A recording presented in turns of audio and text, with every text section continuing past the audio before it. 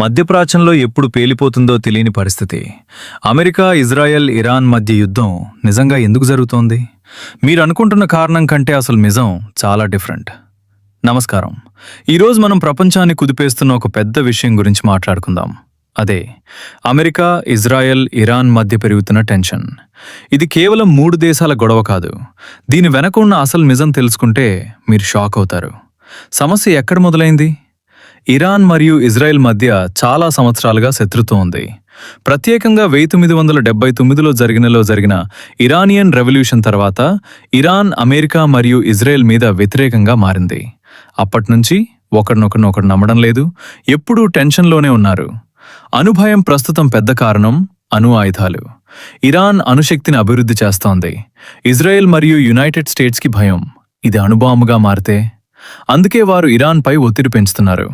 మధ్యప్రాచ్యంలో శక్తి పోటీ ఇరాన్ ఇతర గుంపులకు Hezbollah, Hamas వంటి మద్దతిస్తోంది. ఇది ఇజ్రాయెల్కి నేరుగా ప్రమాదంగా అనిపిస్తుంది.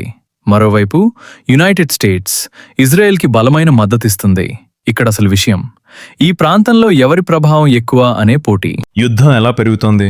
ఒక దేశం దాడి చేస్తే ఇంకో దేశం ప్రతీకారం తీసుకుంటుంది.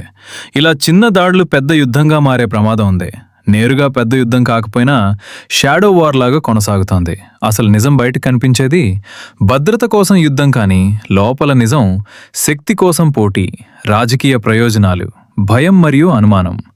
నాయకులు తమ దేశాన్ని రక్షించాలనుకుంటారు, కానీ దానికోసం తీసుకునే నిర్ణయాలు ప్రపంచాన్ని ప్రమాదంలోకి నెడతాయి. బాధపడేదెవరు? సాధారణ ప్రజలు, సైనికులు, చిన్నపిల్లలు, ఇళ్లను కోల్పోయిన కుటుంబాలు, ప్రాణాలు కోల్పోయిన నిరపరాధులు. యుద్ధం ఎప్పుడూ సమస్యకు పూర్తి పరిష్కారం కాదు. శాంతి ఒక్కటే నిజమైన గెలుపు. మీ అభిప్రాయం ఏమిటి? ఈ యుద్ధం ఆగాలంటే ఏమి చేయాలి? కామెంట్లో చెప్పండి.